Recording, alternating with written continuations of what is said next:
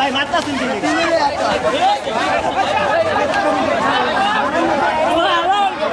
ভাই ভাই মারছেন কেন?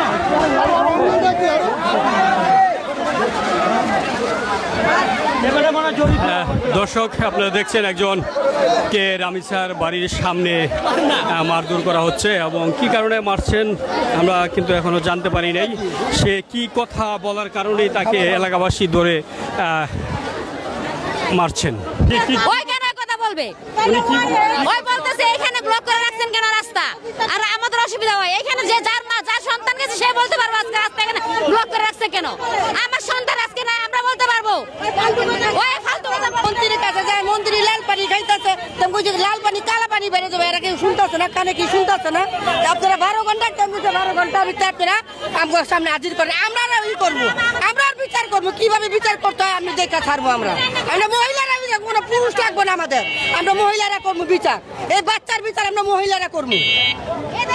ফালতু